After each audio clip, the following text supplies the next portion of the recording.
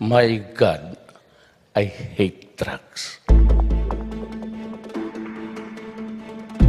So let's bring in our 4 senatorial candidates, and we will do this as usual in alphabetical order. Our first candidate is Bernard Austria. He is running under the Partido Demokratiko Sosyalista ng Pilipinas. His government experience includes being a consultant for the National Anti-Poverty Commission. He was also the former operations head for Quezon City Representative Winnie Castelo. Mr. Austria is pushing for universal social benefits for workers and ending contractualization. Bernard Austria, welcome to the show. Our next candidate is labor lawyer Sunny Matula. He is running under the Labor Party Philippines. Mr. Matula is an advocate of modernization as well as sustainable agriculture. He is also supporting the proposal to have a national minimum wage for workers. He was a former commissioner representing the labor sector at the Social Security System. Sunny Matula, glad you can join us. And we'd like to welcome this time Joanne Sheila Naliw. She is a lawyer and running under the Katipunan ng Kamalayang or Kamalayang Kayumanggi. Attorney Naliw is a lecturer at the Ifugao State University and an Indigenous Peoples Mandatory Representative at the Ifugao Provincial Jail. She wants to push for Indigenous people's rights and federalism. Joanne Naliw, thank you for being here. And last but not the least, Dr. Willie Ong. Dr. Ong is a TV host and cardiologist. He is a candidate from the Lakas CMD party. His main advocacies include cheaper or free medicines and more incentives for health workers. Dr. Ong, welcome to the show. And thank you to the candidates who are here with us. It's good to have you in the CNN Philippines special presentation. Our first question to all of our candidates today will serve as your opening statement. The question is, what are the most urgent needs of Filipinos which you can address as senators? So we'll do this in alphabetical order. We start with Bernard Austria. Sa tingin po namin sa partido, yung dapat na pangunahing ayusin dito yung klase ng pamumulitika sa atin. Yung tinatawag natin authentic politics. Kasi dito nagbubunga yung magandang panunungkulan ng ating mga gobyerno, mga umuupo sa gobyerno. Dapat honest at may integrity. Tsaka yung klase ng pamumulitika rito, dapat yung political party system natin maayos, maging matured na yung ating political system. Dapat ideological base, may prinsipyo, may malinaw na programa. Yan yung sinusulong natin, yung tunay na politika. Tama na yung politikang sarswela, kengkoyan. Pagkatapos ng eleksyon, wala na, kakalimutan na. No? Panahon na para baguhin natin ang ating politika. Okay, you're next, Sunny Matula. Ang napaka-importante para sa mga manggagawa ay ang trabaho, disente at regular na trabaho at ang pagtuldok sa abusadong kontraktualisasyon.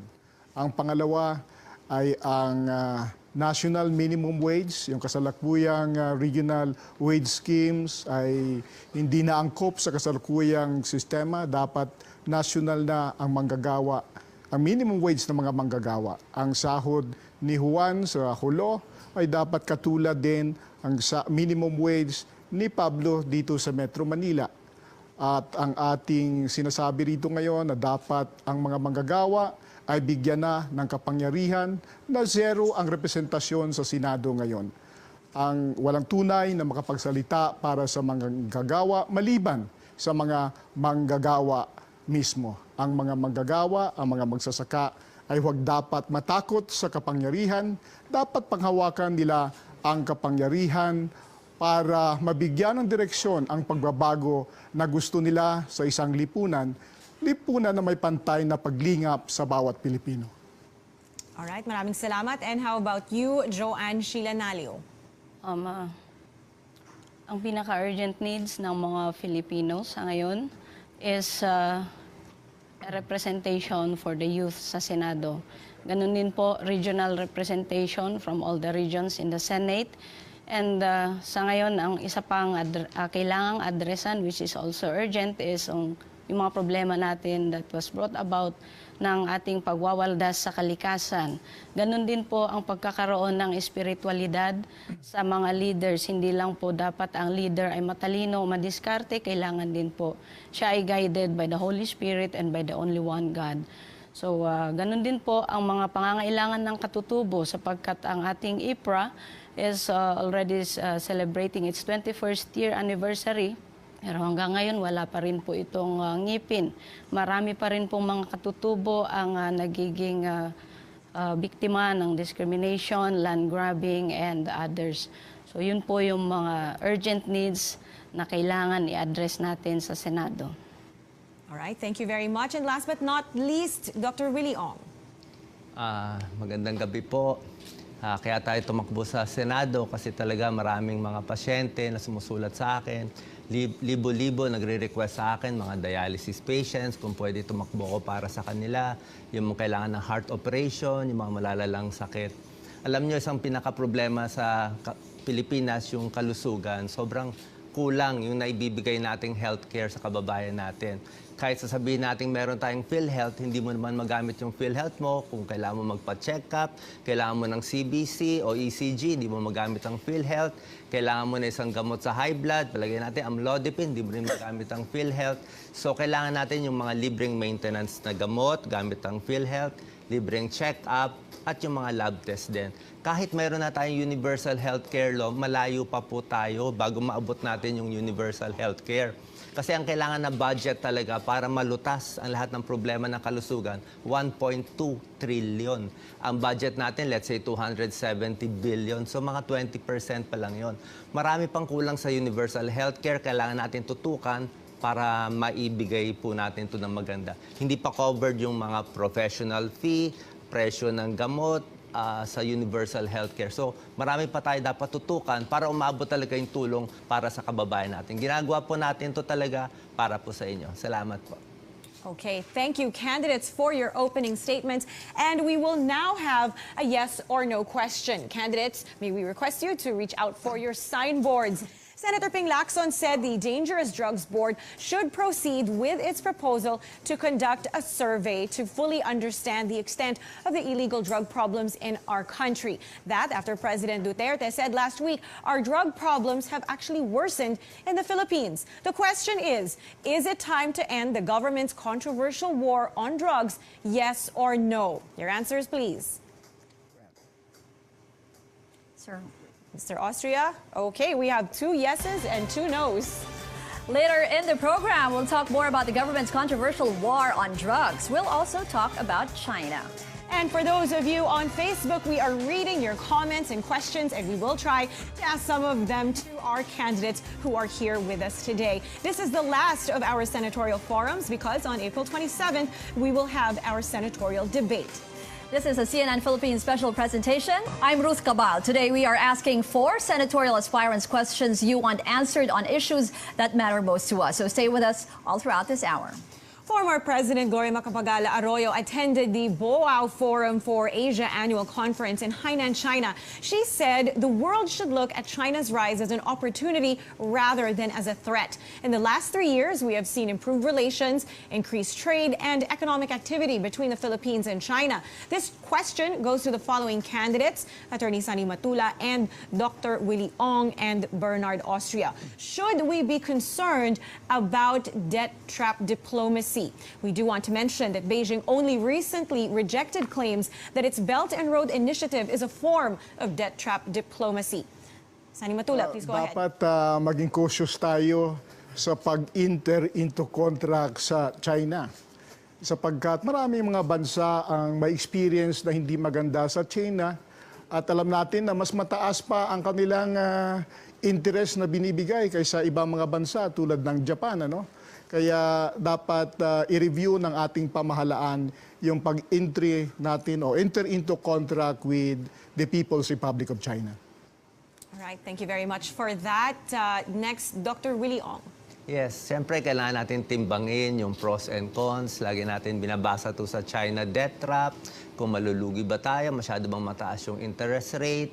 Sinabi na rin ni Prime Minister Mahathir na dapat mag-iingat tayo. So tinitingnan natin kung ilang percent yung binabayad natin, kung malulugi ba tayo o kung mas maraming benepisyo ang makukuha natin sa pag-build ng mga tulay at iba pang mga gamit. So kailangan makipag-deal tayo sa mga ibang bansa na malapit sa atin, pero kailangan wise tayo. Dapat lamang lagi tayo sa mga pag-deal natin sa kanila.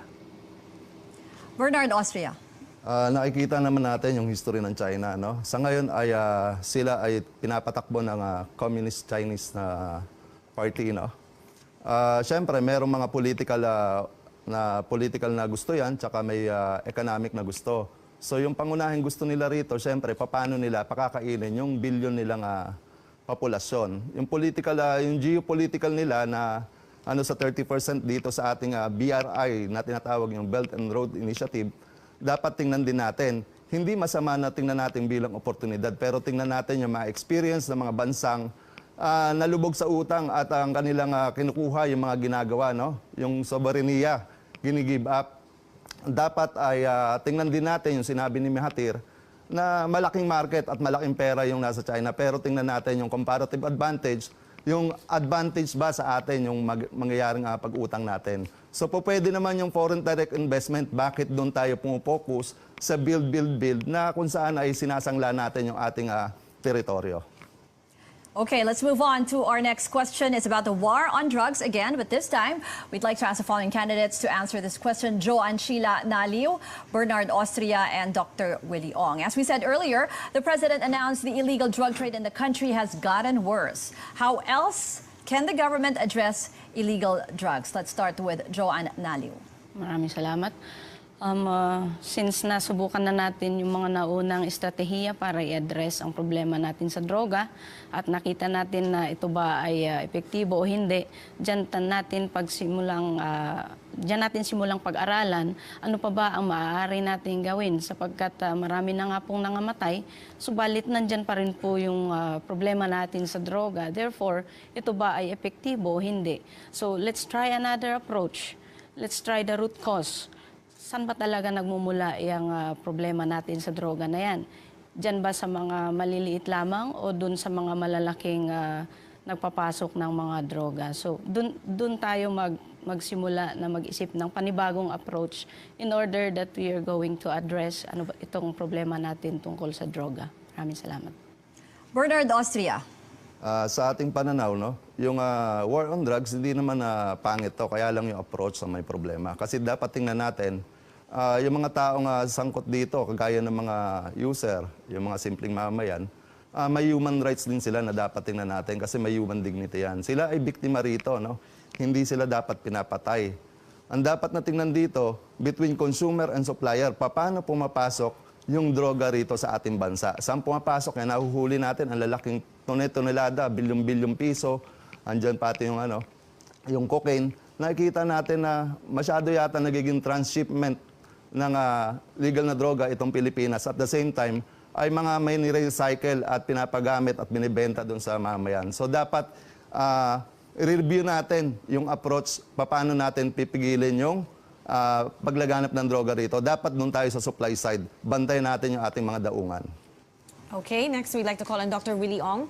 Yes, oo, dito sa droga talaga kailangan babantayan natin. Una-una, kailangan alam natin tamang datos. Gaano ba karami yung gumagamit ng drugs? 3 million ba, tulad sinabi dati, o 7 million, kumukonti ba o dumarami? Tapos, sa datos natin, 98% sa kanila ay gumagamit ng droga, pero hindi sila naman pusher. Yung mga pusher, syempre, kailangan ikulong. Pero yung 98% na gumagamit ng droga, baka gusto nila magpapayat, gusto lang nila magtrabaho na mas mahaba, sa tingin ko, kailangan i-rehab sila.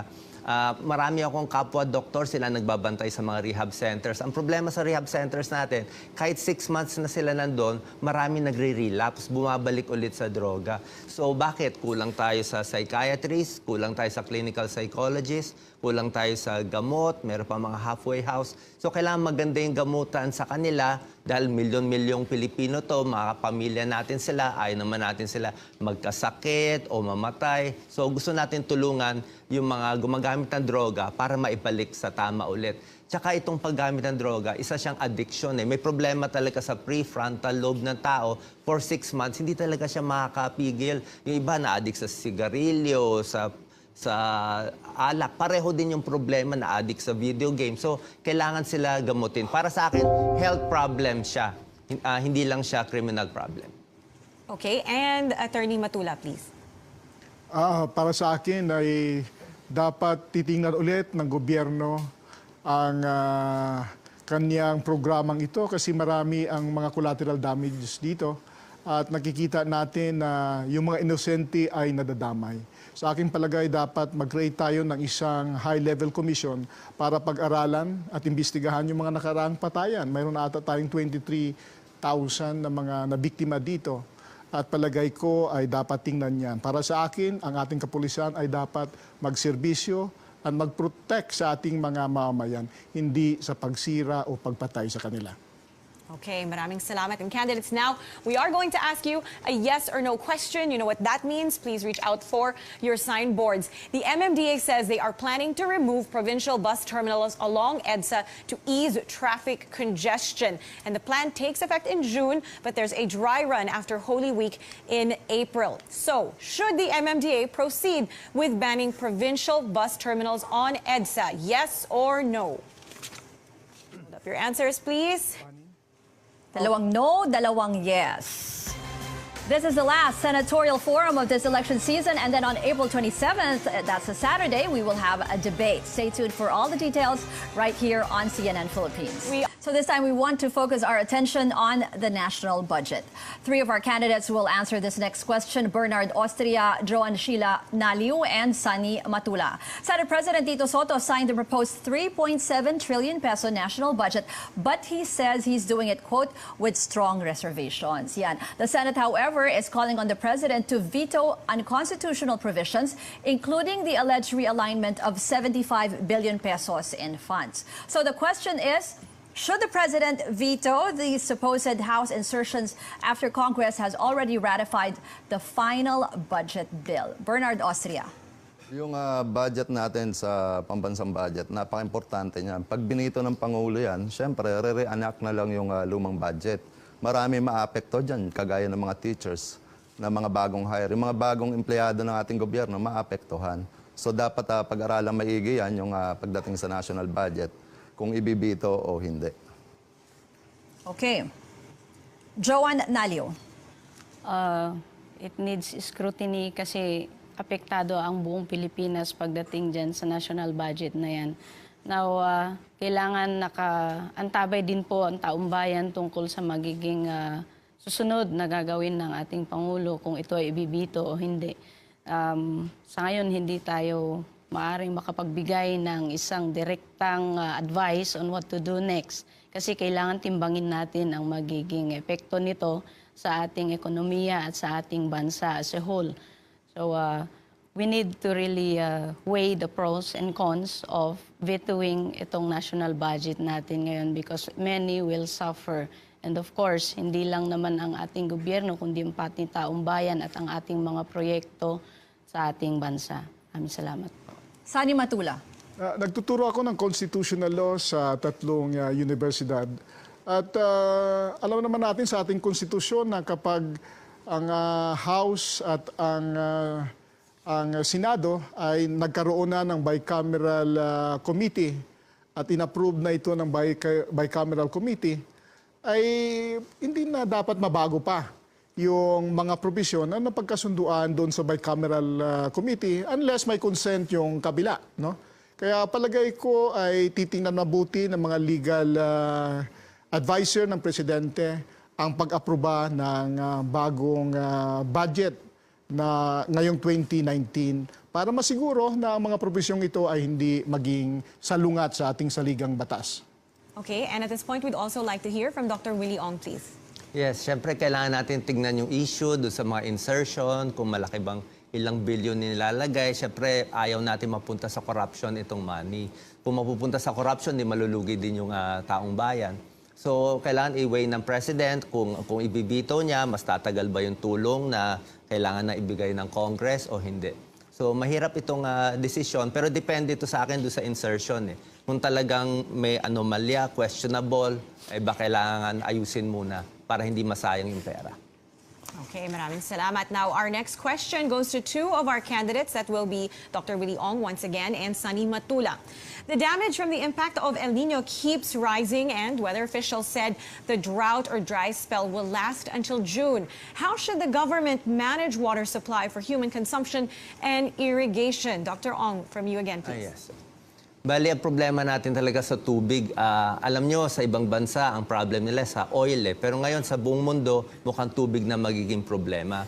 Kasi dito nga sa Angat Dam natin, bumababa na ang isang pwede natin magawa ay magsisave tayo ng tubig, di ba? Kailangan magtitipid ang lahat. Pangalawa, sa technology sa farms natin. Baka dati yung technology masyadong maraming tubig na gagastos, baka may crops na konting tubig lang kailangan para ma-save din natin yung tubig galing sa ulan. Pwede rin natin itaas yung binibigay na budget para sa mga LGU, sa mga calamity funds nila, para magamit nila to, para matulungan yung mga farmers. So, titingnan din natin yung dami ng dams natin. Baka sira na, hindi na kailangan na mag-invest na sa mga bagong dams din.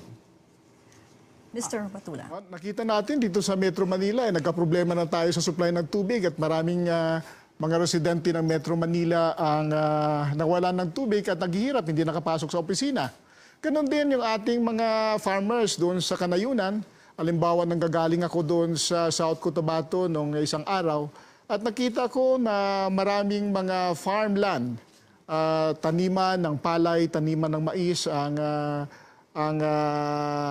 natamaan ng El Nino at may mga maraming local governments sa South Cotabato ang nagbabalak na magdeklara o nagdeklara na nga ng state of calamity dahil sa init.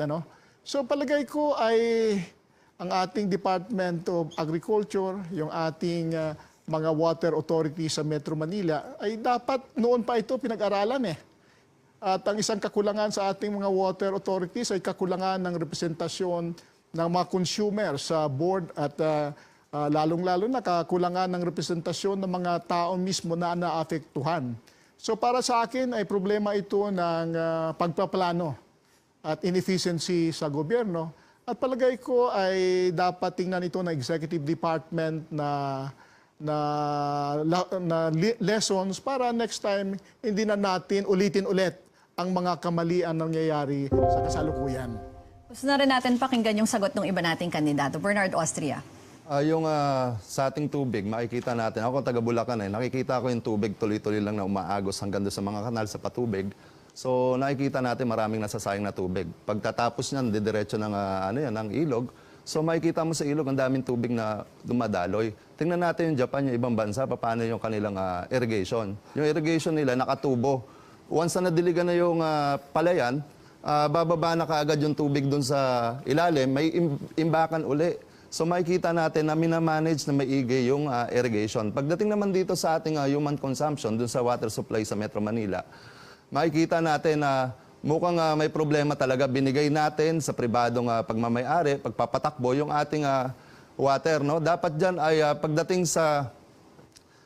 sa tubig, dapat yan ay mga basic utilities, dapat pag-aari ng gobyerno yan. Dapat national na nagpapatakbo dyan. By national corporation na magpapatakbo yan. Itigil na natin yung privatization. Mukhang hindi nila natugunan yung kanilang mandato, yung kanilang prangkisa na kinuha na dapat ay ibinigay sa kanila. Yung isa rito, yung tinatawag nating sewerage. Kasama yan sa prangkisa, sa kanilang inaplayan, hindi lang yung distribution ng tubig. Yung natatapon na tubig, dapat ay meron na silang sewerage. Saan nila inaasa yung sewerage? Sa gobyerno pa rin. Dapat kasama yan. So dapat national na ang magpatakbo ng tubig natin. Gobyerno na mismo. Okay, thank you very much. And from Joanne Sheila Naliw. Ang pangangailangan sa tubig ay isang unang-una, being a basic necessity, ito ay dapat nasa pangangalaga or oversight ng ating gobyerno. Ngayon, since ito ay na-privatize, kailangan na patuloy ang pagbantay ng ating gobyerno kung paano ba minamanage ng mga private companies itong pagrarasyon sa tubig na to. Ngayon, kung hindi makayanan ng isang pribadong kumpanya na ma-deliver ang mga pangangailangan ng mga tao, especially on human consumption, then we need to entertain key players who would deliver it better. Now, regarding naman sa mga patubig, ito naman din po ay pagdisiplina para sa mga tao kasi hindi lahat iniaasa sa gobyerno. Tayo din mismo mga tao may responsibility sa pag-conserve ng tubig na ito sapagkat isipin po natin hindi lamang po tayo ang nakikinabang dito kundi ang buong sambayanan. So, it's just a matter of being sensitive to the needs of others. So, kung nakikita natin na natatapon lamang ang tubig, we have to do our part and conserve it so that yung mga iba, mabigyan din po sila ng rasyon nito. Maraming salamat po. Yan, halos lahat ng kandidato natin maganda yung sagot tungkol dun sa pagtitipid sa tubig. Ito, tubig pa rin po yung issue natin. Yes or no question, paki-prepare po ang inyong mga signboards. Nung nagkaroon ng problema a few weeks ago, di ba, maraming nawala ng tubig. So ang sinasabi ng Manila Water, they will not collect either the full or the basic charge to customers affected by the recent water interruption. So ito ang answerable by yes or no. Tingin nyo ba this is enough compensation for the service interruption? Yes or no? Puro, yes kay Dr. Willie Ong. At yung tatlo ay puro no. We are joined today by 4 senatorial candidates. Thank you for joining us today. Now, if we ask people in this country, our traffic problems will perhaps be on their list of issues that they want politicians to address once and for all. The president recently said he has fulfilled all his campaign promises except addressing the EDSA traffic. What are your short and long-term solutions to our traffic problems? We want to ask this question to Bernard Austria, Joanne Shilanaliu, and Dr. Ong. Una, kaya nagkaka-traffic tayo sa Metro Manila kasi nandito yung development, no? Nandito naka-focus. Tapos pangalawa, yung pagpasok ng sasakyan, dire-diretso, no? Yung bilihan, no? Ang dami may sasakyan, pwede nang mag-down ka lang, pwede ka na magsasakyan. Hindi, kahit na wala kang parking lot, maaprubahan yung iyong pagkuha ng sasakyan. Tapos yung mga lumang sasakyan, panahon pa ni Marcos, no? Yung mga Gemini na taxi, na-convert sa owner. Hanggang ngayon, tumatakbo yung ilan dito, yung iba sa probinsya. Tapos yung mga bus na nandito, na kailangan ay tinitingnan natin. Pagpasok dito ng mga bus ay tinitingnan yan yung mga second hand na yung birthday nila, yung pagpasok dito, hindi doon sa mismong tinatawag natin na kung saan siya nanggaling, something Drudus. So mukhang kailangan nating may pace out doon sa mga sasakyan. Tapos gawin natin siguro yung isang paraan dito, yung pasok ng school, pasok ng private, tsaka yung pasok ng gobyerno. Tingnan natin, lagyan natin ng interval, punong-puno yung Metro Manila. Yung development, hindi na-design ng maayos yung land classification, tsaka yung paggamit ng lupa rito. Yun po. Alright, maraming salamat. And now, we'd like to hear from Joanne Shilanaliu. Yes, tama rin po yun na nandito lahat halos ng mga national offices kung saan lahat ng mga transaction ay nandito rin po. And most of the universities are also here in Metro Manila, kaya nag-umpukan na lahat ng mga sasakyan dito. Baka magandang entertain natin yung idea na ilipat ang mga government offices somewhere outside of Metro Manila so that kahit papaano malesen natin ang traffic congestion dito. Ngayon, isa pa ulit na pwede natin gawin is yung coding. Medyo kahit nag-coding na tayo ay marami pa rin po mga sasakyan dyan sa kalye. So what if we consider yung odd-even number kaya when it comes to coding?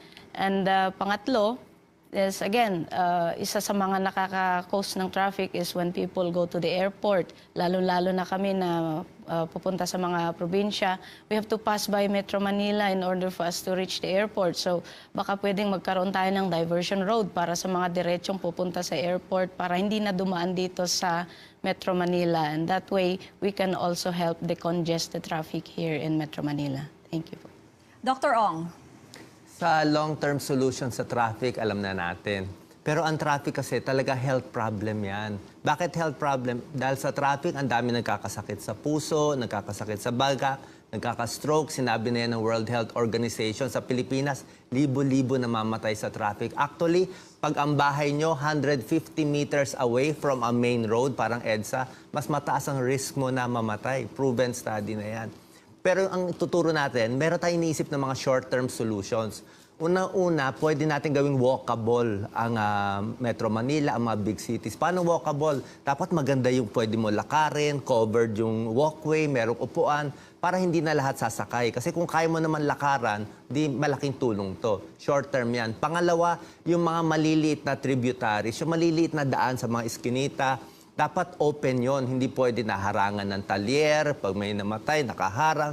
Kung maliliit na mga iskinita, dumadaan yung traffic doon, makakabawas din yan. Pangatlo, yung 4-day work week. Kung gagawing 4 na araw, ina-adjust yung schedule, makakatulong din. Ito muna yung mga short-term solution. Plus yung mga long-term. Yung long-term, kailangan talaga ilipat yung mga malalaking government offices para doon na pupunta yung tao. Okay, we have an additional question here. So, para to sa lahat ng ating kandidato na nandito sa inyong apat, how can you strengthen women's rights? We start with Mr. Austria. Yung karapatan naman ng kababaihan, napaka-basic niyan eh. Bilang tao, both lalaki at babae, may karapatan siya. So doon nag-emanate yung ating karapatan bilang lalaki at babae. So yung pang-strengthen niyan, depende kung paano natin i-advocate yung ating rights. Hindi rin naman natin pwedeng i-demand yung rights ng iba doon sa majority. So paano po proteksyonan ng ating lipunan yung karapatan ng bawat isa. So nag-emanate yan sa human rights natin bilang isang tao. Mr. Matula.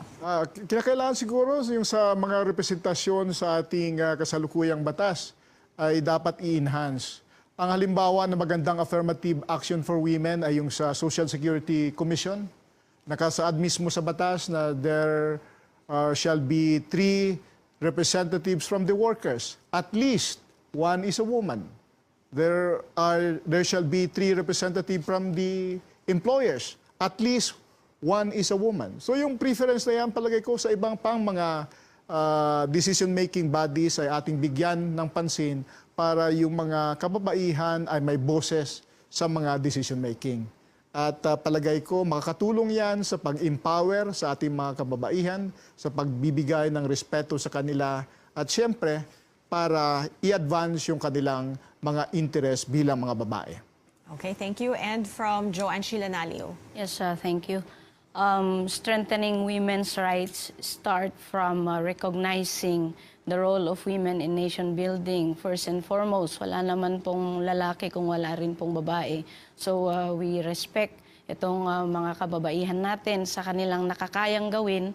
Meron din naman po silang mga nakakayang gawin na hindi kayang gawin ng lalaki. Ngayon, when it comes also to employment opportunities, kailangan let's not discriminate porke babae ay hindi ba niya kayang magbuhat, for example, ng mga mabibigat. Bigyan din po natin ng equal chance ang mga kababaihan na matunayan na kaya din po nilang gawin kung ano man po ang kaya ng mga lalaki na gawin sa isang trabaho. And then also, let's give them more emphasis on yung pagtrato sa kanila equally as to benefits.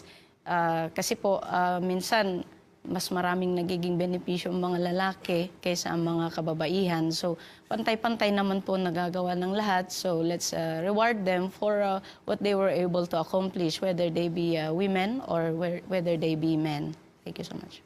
All right, thank you very much, Dr. Ong. Yes, syempre kailangan equal rights sa mga women, sa trabaho, sa sweldo, pantay din, katulad na sinabi ni Attorney Sunny. Pero sa akin, pag sinabi niyong women's rights as a doctor, mayroong mga malalaking problema ang kababaihan. Hindi pa to alam ng mga nakikinig sa atin. Number 1, ang breast cancer sa Pilipinas, tayo highest in Asia. Hindi pa to masyado nababalita. 10% ng mga kababaihan magkaka-breast cancer sa Pilipinas. Hindi ko alam bakit. Baka something sa pagkain natin, sa mantika. Gusto ko talaga ma-investigate. Pangalawa, 40% na kababaihan natin, marami sa kanila anemic, kulang sa dugo. Kaya pag konting tayo, hilo na agad. So, baka kulang sa sustansya ng kinakain. So, pag anemic, mataas ang breast cancer, mas maikli ang buhay nila. Gusto ko siyempre mapahaba ang buhay ng kababaihan para mahaba ang trabaho, maalagaan ang pamilya. Okay. It's now time for another yes or no question. Pakilabas po ang inyong mga signboards. Okay, the question is freedom of the press under threat in our country? Yes or no? Yes, yes, no, and no. You're watching a CNN Philippines special presentation. We are down to our last question after the break. Stay with us. You're watching CNN Philippines. Welcome back to the program. I'm Ruth Cabal. And I'm Maria Tanwat Cotrillo. You are watching a CNN Philippines special presentation. We're asking our questions that our fellow Filipinos want answered on the most pressing issues they're faced with today. And we have one final question to our senatorial aspirants. If elected, what would be your priority legislation? And we will begin with Ms. Joanne Sheila Nalio.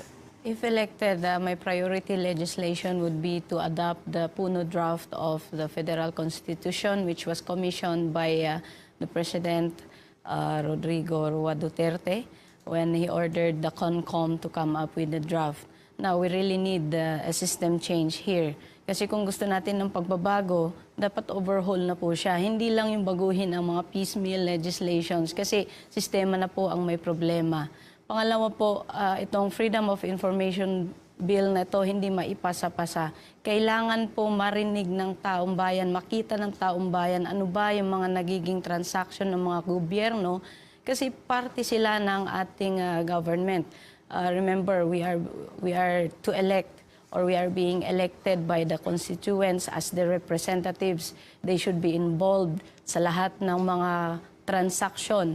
They should be aware of all these things that are going on upang makasama din po natin sila sa pamamahala dito sa ating bansa. Now, it's very hard when you are in the dark regarding yung, especially yung government spending. Kasi hindi mo nakikita saan napupunta yung pera ng ating bayan. Kaya itong Freedom of Information Bill, kailangan po talaga ito sapagkat dito natin makikita at ma-involve ang buong taong bayan sa pamamahala sa ating gobyerno. Maraming salamat po. Thank you very much. Mr. Sunny Matula. Marami tayong naisip na programa. Doon sa Labor Win program namin ay may 8 mga agenda kami. Pero babanggitin ko na lang siguro yung 4 at mas ipapaliwanag ko yung 2. Yung una ay ang pag-address doon sa kasiguruhan sa trabaho. Ating i-address ang strengthening of the right to security of tenure at ang pagtuldok sa ENDO. Yung pangalawa, yung national minimum wage from a regional wage scheme maging pambansa na. Ang pangatlo ay yung enhance natin yung ating social security at yung pang-4 ay ang proteksyon ng manggagawa kung sila ay mag-oorganisa ng union. So yung una ang ating tutukan, yung security of tenure ng mga manggagawa na ngayon ay epidemic pa rin na nangyayari sa Pilipinas at maraming biktima ng mga manggagawa. Ayon sa Senate Labor Committee ay mga 1.9 million ng mga manggagawa ang nasa abusadong kontraktualisasyon. Ang nagkaisa Labor Coalition ay may estimate diyan umaabot pa ng 10 milyong mga manggagawa na nasa abusadong kontraktualisasyon.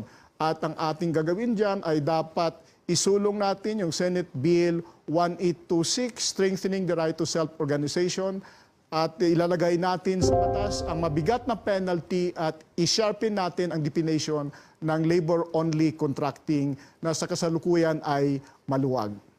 Dr. Willie Ong. Alam niyo po, ang dami ng mga batas ginawa sa health, sa kalusugan, pero alam niyo naman sa dekada-dekada hindi naman talaga umaabot dun sa mga kababayan natin. Talagang dami pa rin walang makuhang libreng operasyon, libreng gamot, ang dami talaga may kailangan. Meron na tayong Universal Healthcare Law, pero maraming hindi pa alam kung ano talaga itong Universal Healthcare Law. Magiging libre daw ba lahat? Libre na lahat ng gamutan? Hindi po ganun mangyayari. Tayo lang ang doktor na tumatakbo ngayon sa Senado. Kailangan malalim ang kaalaman natin, deeper understanding dapat ng health issue. Hindi yung libre-libre lahat. Hindi mangyayari po. Una-una, ang Universal Healthcare, number 1, dapat alam natin, hindi magiging libre lahat. Pangalawa, yung catastrophic illnesses, yung mga malalalang sakit, hindi mako-cover pa eh. O yung dialysis, yung mga heart operation, hindi pa magkakasya talaga sa budget. Yung Universal Healthcare Law din, hindi pa rin ma-address yung mahal ng gamot natin sa Pilipinas. 5 times more expensive ang gamot natin. Yung mataas na professional fee, hindi pa rin yan kasali. Yung pag-improve ng hospital, tututukan pa natin. So marami pa talagang issue dito. So gagamitin ko yung oversight function para at least mabantayan ito. At hindi lang sa universal healthcare, meron tayong measles epidemic, meron pang bagong epidemic na wala pa nakakalam. I think first time maririnig nila. Itong tuberculosis, may TB epidemic tayo. Mahabang discussion yan, pero mahalaga po yan. Basahin nyo, tutukan nyo, malaki po problema dyan. Okay, Bernard, Austria. Yung sa atin naman, ang tututukan natin dito, yung political party system natin. Mukhang may problema kasi nakikita niyo naman yung sitwasyon ngayon. Kitang-kita natin yung mga tumatakbo ay galing din sa mga ibang political party dati, no? Tatalon-talon kung sino yung nakaupo. Ang mangyayari rito, walang loyalty sa party. Tapos kaya walang malinaw na programa para sa taong bayan. Walang malinaw na prinsipyo, ano yung mga dadalhin, no? Kaya nangyayari sa atin, nagkekengkoyan tayo, ginagawa nating Yung iba pwedeng sumayaw, yung iba gumagastos ng 400 billion para sa pangangampanya. Saan naman nila babawiin yon? Yung mga sponsor nila, kundi man sila, siyempre may hihilingin sa kanila yon. Mas maganda kasi ang political party dapat may utang sa taong bayan. Yung mga iuupo ng political party, kakandidato, dapat sila yung may utang sa taong bayan. Dapat isulong na natin yung political party funding. Depende, kagaya sa Germany, may 100 Deutschmark, nakalaan yung tinatawag nating isang bahagi nun, 3 bahagi, sa charity, sa religious, tsaka sa political party. Sa Spain, makikita natin, may tinatawag doon na funding ng political party. Depende kung kadami yung botong nakuha mo, may kaakibat na peseta. 10 peseta kada isang boto. So kung maayos natin yung political party system natin, dito natin maayos yung tinatawag na economic naman. Kasi mukhang may problema yung political party, hindi yung saligang batas na may problema. Okay, candidates, thank you very much for participating in today's senatorial forum. Here are 4 of your senatorial candidates: Bernard Austria, Dr. Willie Ong, Sunny Matula, and Joan Sheila Nalio.